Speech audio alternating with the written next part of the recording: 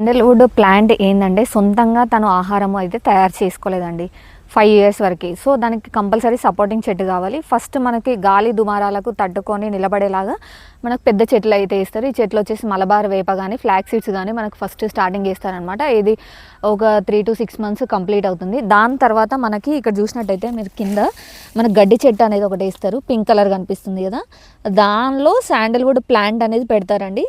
దాని పక్కన అదొక 3 months యూజ్ అవుతుంది. అండ్ దాని నెక్స్ట్ మనకు కంది చెట్టు అనేది ప్లాంటేషన్ చేస్తారు. దాని తర్వాత ఒక ఫ్రూట్ ప్లాంటేషన్ అనేది పెడతారు. కంది చెట్టు కూడా మనకు ఒక 6 months వచ్చి అది కూడా చనిపోతుంది అనమాట. వేరే చెట్ల రూట్స్ నుంచి బలాన్ని తీసుకొని మనకు శాండల్వుడ్ ప్లాంట్ అయితే ఎదుగుతుంది అనమాట. సో ఇది మనకి కంప్లీట్గా mango tree fruit plantation, mango, జామ ఇలాంటివి వేస్తారు. అండ్ ఇది వచ్చేసి మనకు పెద్ద చెట్టు ఫ్లాక్ సీడ్స్ కానీ మలబార్ వేప కానీ గాలి దుమారాలకు తట్టుకొని శాండల్వుడ్కి ఎలాంటి ఎండ నుంచి రక్షణగా ఉంచి దీన్ని ట్రీని అయితే మనకు డెవలప్ చేస్తుంది అనమాట. సో ఇలా కంప్లీట్ ప్రాసెస్ తోటి అయితే మనకు ఉంటుంది. కంప్లీట్ డ్రిప్ ఇరిగేషన్ కానీ షీట్ మెయింటెనెన్స్ కానీ ప్రాపర్గా ఉంటుందండి. మీరు చూసినట్టయితే మీకు ఆల్మోస్ట్ కొంచెమైనా డౌట్ క్లియర్ అయిందని నేను అనుకుంటున్నాను.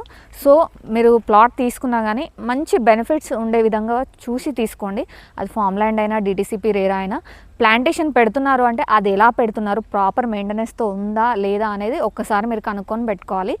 ఏదేంటంటే మన దగ్గర వచ్చేసి IWST Indian would science and technology మనకు సెంట్రల్ గవర్నమెంట్ ఏజెన్సీ ద్వారా టైప్ అయ్యి మనకు సైంటిస్టుల పర్యవేక్షణలో అయితే పెంచుతున్నారండి.